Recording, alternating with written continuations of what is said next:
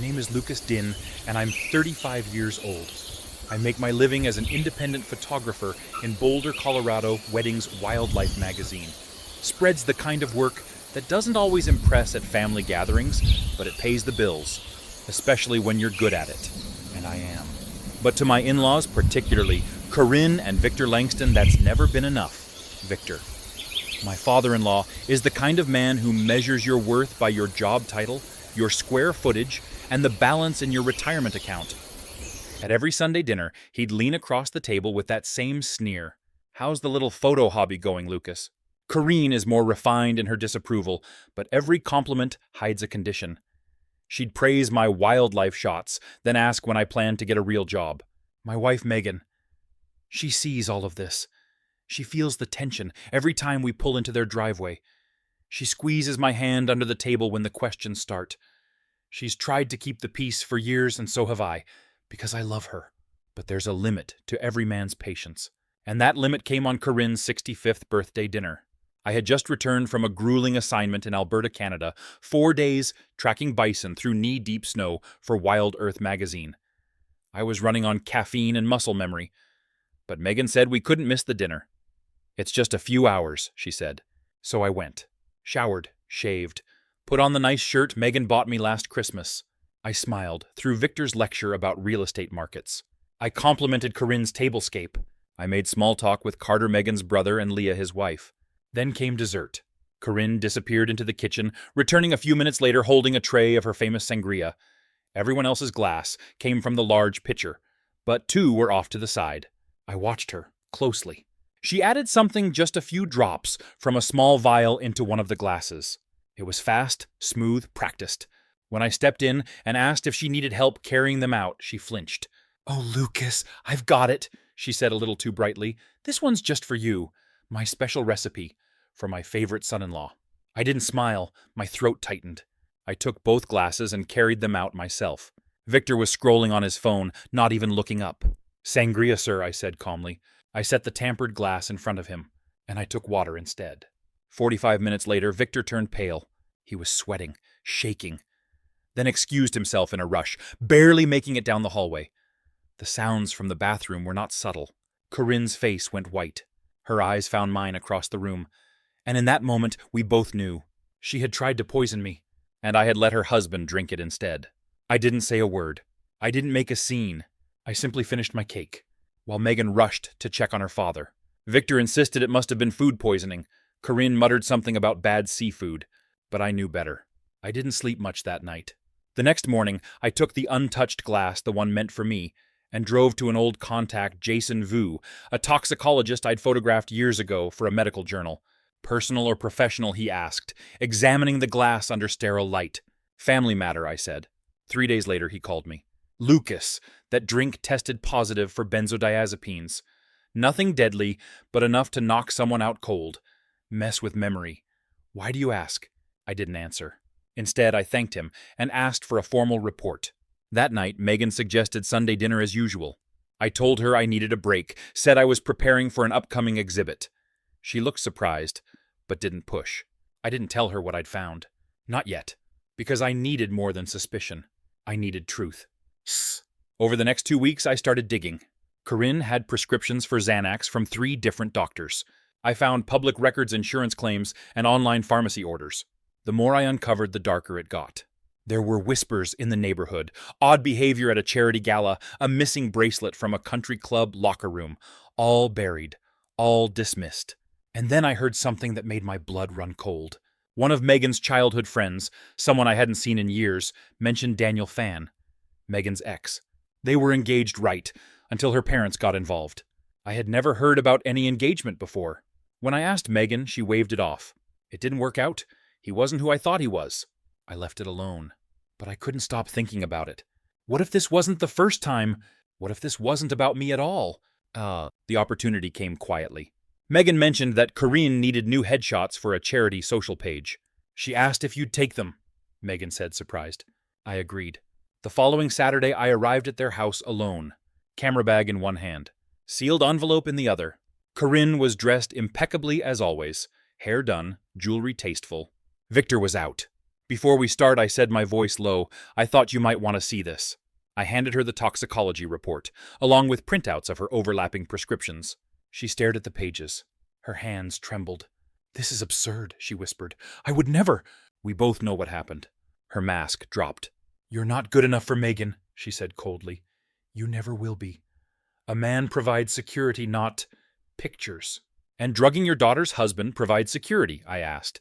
It wasn't going to hurt you, she snapped. Just make you sick. Make you miss that gallery opening you kept bragging about. Remind Megan you're unreliable. I let her words hang in the air.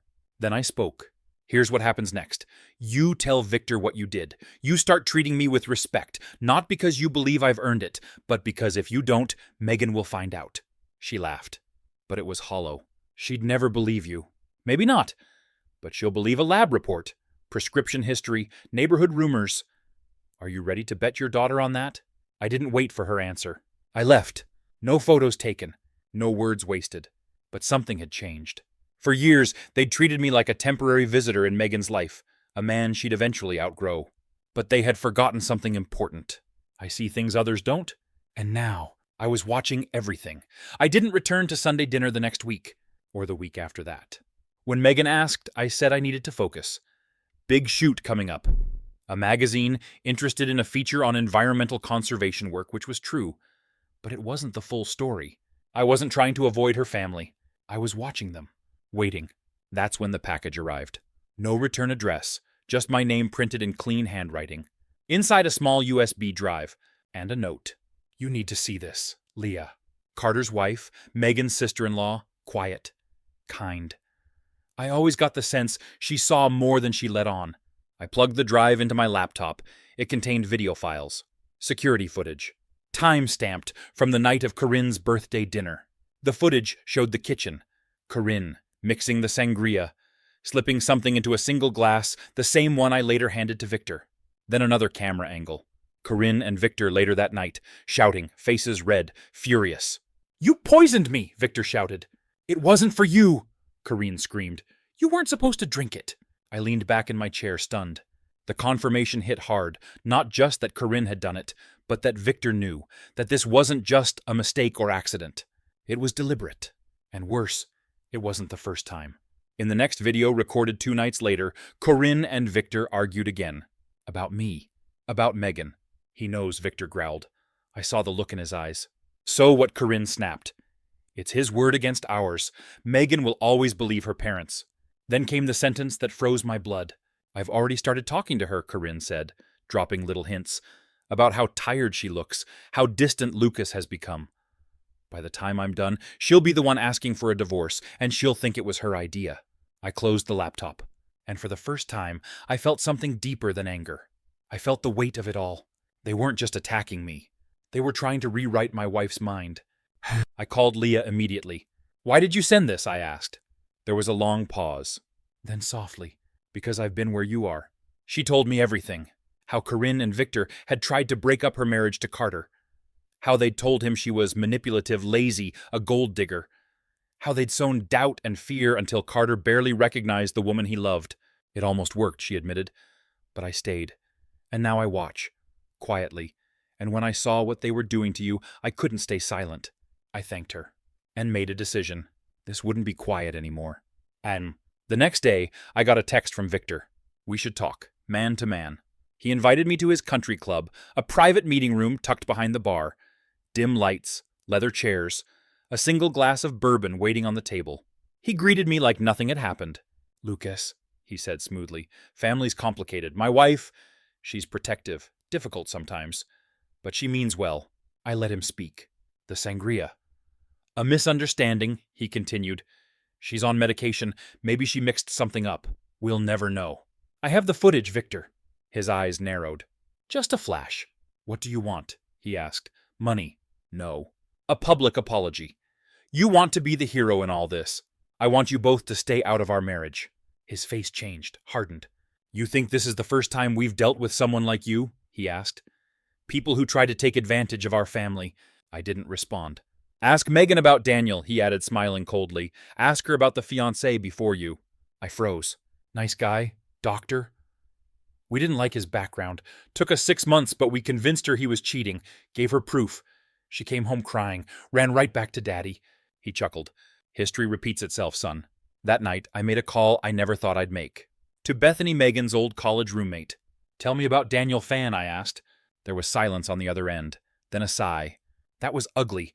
They were perfect for each other, but Corinne and Victor, they found a way to poison it. I mean that figuratively, but now I don't know anymore.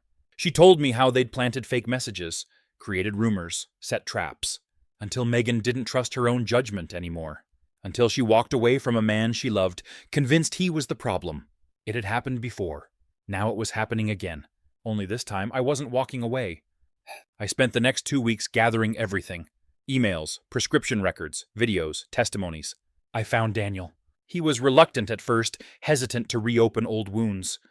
But when I told him what was happening, he agreed. He sent me a folder of emails, voicemails, photos, proof. I tracked down other people too, Megan's old friends, ex-boyfriends, classmates. All of them had similar stories. People slowly pushed out of her life. People who encouraged independence. People who got too close. And then I got the final piece. Another video from Leah.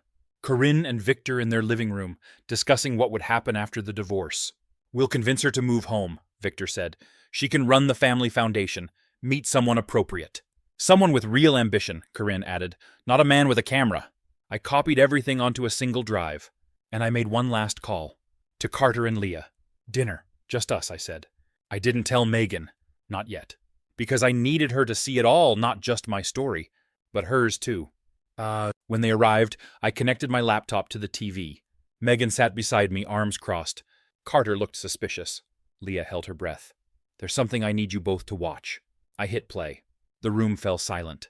Video after video, email after email, a slow surgical breakdown of manipulation, not just against me, but against every person who ever tried to love Megan for who she was. When it ended, Carter stood. This is edited, he said. My parents wouldn't.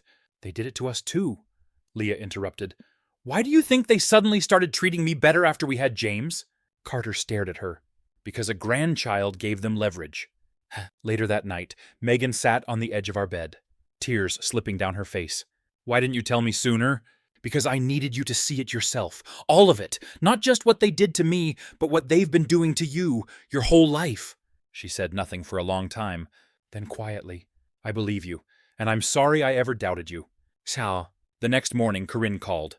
Megan put her on speaker. Darling Corinne said sweetly, I think you should come stay with us for a few days, just to clear your head.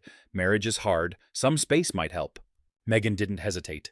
Mom, she said, her voice sharp, I've seen the videos. Silence. What videos? The ones of you drugging Lucas, of you and Dad planning to sabotage our marriage. There was a long pause. Then coldly, whatever he's shown you has been twisted. You know Lucas has always been jealous of our family. We're coming over tonight, Megan interrupted. All of us, Lucas, Carter, Lee, and me. We're going to talk. No more lies. She hung up before Corinne could respond. Then she turned to me. They'll deny everything. I know. So what's our plan? I looked at her calm, steady, and for the first time in weeks, I smiled. It's time they met the real me. That evening, we arrived at Corinne and Victor's house just after 6 p.m. The air was thick with something unspoken. Carter and Leah arrived moments later.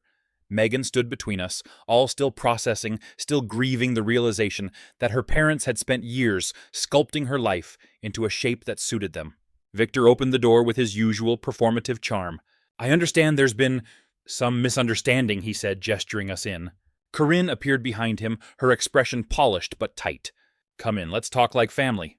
I walked past them without a word, setting my camera bag on the floor near the dining table. What's that for? Victor asked. I met his gaze evenly. I'm documenting this conversation for the family archive. Corinne bristled. That's ridiculous. This is private. Exactly, I said. Family business. And I'm family no matter how hard you've worked to change that.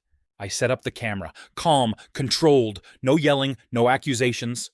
They wanted this to be an emotional ambush. I was giving them a deposition. Let's start with what we all know I said. You drugged my drink, Corinne. But Victor drank it instead. I have the toxicology report, the footage, the prescription records. Do you deny it? Corinne's face turned pale. Victor stiffened but didn't speak. This is absurd, Corinne said, her voice rising. I would never. It's on video, Leah said quietly. Then came the second wave. Megan, I said gently, did you know about Daniel Fan? About how they pushed him out of your life? Megan flinched. Victor jumped in. That's ancient history. We had concerns like any good parents. You fabricated evidence, Carter cut in. He turned to his father. Daniel wasn't the only one. Bethany, Peter, even Kelly from high school. You chased away anyone who encouraged Megan to make her own decisions. Victor tried to laugh it off. You're being dramatic. I pulled a USB drive from my bag. This contains emails, videos, and statements from people you manipulated, all for the sake of control. But this conversation, this one's live. Megan looked down at her hands. Why, she asked softly. Why not just trust me to live my life? Corinne's response was immediate. Because we knew what was best for you. Look where you are now, tired, withdrawn under the thumb of a man who won't even take a proper job. Victor added, we built everything we have to protect this family. You built a cage, Carter snapped, and called it protection. Corinne's voice cracked. We loved you. We love you. No, Megan said, tears in her voice. You tried to shape me into someone you could control. And when I chose someone who didn't fit your mold, you tried to ruin it. Victor looked at her, for the first time truly looked, and realized he was losing. After 2 hours of denial, shifting blame, and manufactured tears, I stood. I handed Victor the USB drive. This contains everything. I'm not going to the police. I'm not releasing anything to the public. Because I love Megan. And exposing you would hurt her. Corinne looked up. So what do you want? Nothing, I said. Except this, you leave us alone. No more interference. No more lies. No more games. If I ever hear of you manipulating our marriage again, copies of this go to your country club board, your clients, your charity committees. Victor's face tightened. Are you threatening me? I'm offering you a choice, I replied. Respect our boundaries, or lose everything. He didn't respond. He didn't need to. He finally understood I wasn't playing by their rules anymore. 6 months passed. Megan and Carter both started therapy separately and together to unlearn the mental framing their parents had drilled into them for decades. Corinne and Victor kept their distance. Occasional messages, polite, formal, nothing more. Then came Thanksgiving.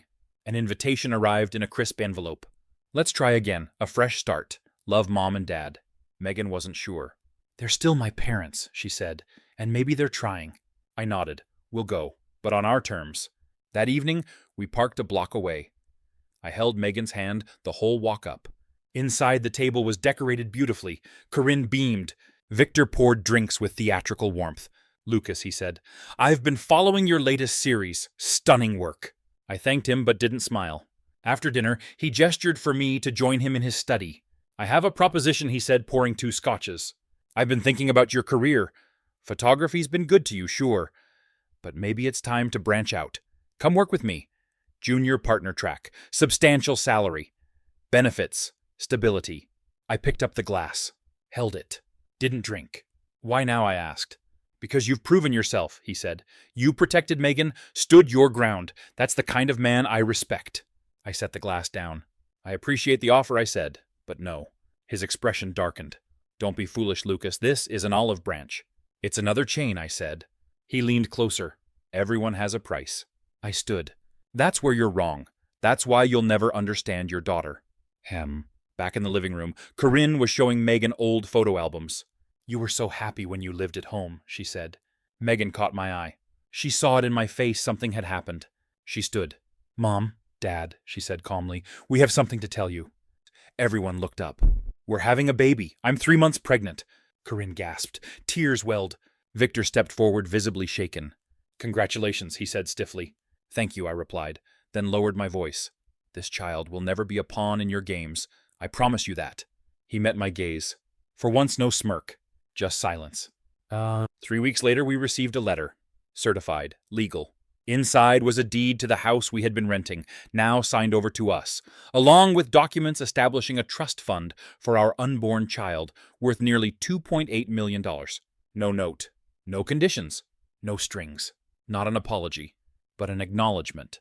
And sometimes, that's the best men like Victor can offer. Megan gave birth to our daughter Isla in early summer. When Corinne and Victor visited the hospital, they brought flowers and gifts. But they stayed in the corner, watched, respected the boundary. They held Isla gently, and said nothing more than congratulations. Months passed. They didn't apologize, but they didn't interfere. Our relationship with them settled into something new, something quiet, something tolerable, and that was enough. After Isla was born, the days changed. We traded tension for routine, bottles, diapers, lullabies. The sleeplessness had a different weight now, not stress from family conflict, but the beautiful exhaustion of parenthood. Corinne and Victor visited occasionally, always with advance notice, always staying in their lane. They offered gifts, asked questions from a distance. For the first time, they didn't give unsolicited advice or opinions. They were careful, not out of fear, out of understanding. They had tried everything, manipulation, threats, bribes, and none of it worked. Not on me, not anymore. Because I had something they couldn't touch, a life that was mine. All. I spent most days in my studio catching up on client work between Isla's naps. Megan returned to her environmental work part-time, easing back into her career with a new kind of strength. Her fieldwork shifted toward advocacy for mothers and conservation, a topic she'd once feared she'd be forced to abandon. At night, after Isla fell asleep, we would sit on the porch together in silence. Sometimes hand in hand, sometimes just existing side by side. The kind of peace you don't fully appreciate until you've crawled through a storm to get there. One night, Megan turned to me and said, "I used to think success was pleasing them, earning their approval, hitting all the benchmarks they set." She looked at Isla's baby monitor. "But it's not. It's this. It's us. Being proud of who we are without having to apologize for it." I nodded. "That's exactly what they hate the most, that we're happy without their approval." She smiled sadly. "They taught me to measure love by control. But you taught me how to breathe." A few months later, something unexpected arrived in the mail. A glossy brochure, a printed copy of Victor's company's annual report. Inside were my photographs. Landscapes, candid staff portraits, architectural shots from their headquarters. I had shot them months ago, back when Victor first extended that olive branch over scotch in his study. I hadn't heard another word about it since turning him down. Tucked into the brochure was a small card. "Hired the best photographer I know. Thought you'd want a copy, Victor." No signature, no extra words. Just quiet acknowledgement. It wasn't forgiveness. It wasn't reconciliation. But it was something. Respect, maybe. The kind that men like him don't give out easily. I didn't call to thank him, because he didn't expect me to. We both understood this wasn't about gratitude. It was about boundaries. Meanwhile, Carter and Leah's marriage was changing too. The confrontation had shaken them, not just because of what it exposed, but because of what it reminded them, that silence is a form of consent. Carter took time off work, started therapy, really listened to Leah for the first time in years. They renewed their vows in a quiet ceremony at a small park outside town. No parents invited, just friends, and us. Megan stood as their witness. I brought the camera. Later that month, Megan asked me something I wasn't expecting. "What would you think about opening a gallery?" I blinked. "A gallery. Your work deserves to be seen," she said. "And now, we're in a place to do it." She wasn't wrong. Between the trust fund for Isla, the deeded house, and steady client work, we were more stable than ever. But that wasn't the reason I said yes.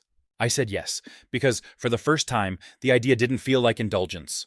It felt like ownership. And the gallery opened in early spring, downtown Boulder. A modest space with warm lighting, exposed brick, and 2 rooms, one for exhibitions, one for work in progress and client meetings. On opening night, it rained. But that didn't stop people from coming. Megan stood beside me, Isla resting on her hip in a soft carrier. My parents flew in from Oregon.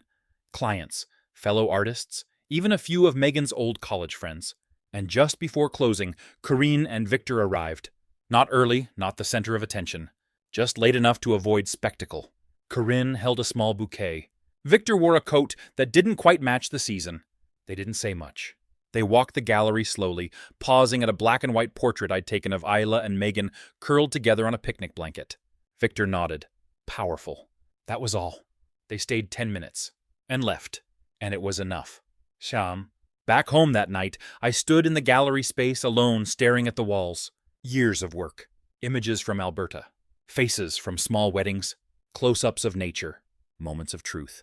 All captured by a man they once dismissed as a phase. I heard Megan's voice behind me. I used to dream about something like this for you. I just didn't know it would feel like this. I turned to her. How does it feel? Earned, she said. Al. One evening, I was alone in the studio cleaning lenses when a knock came at the door. It was Victor. No appointment. No call.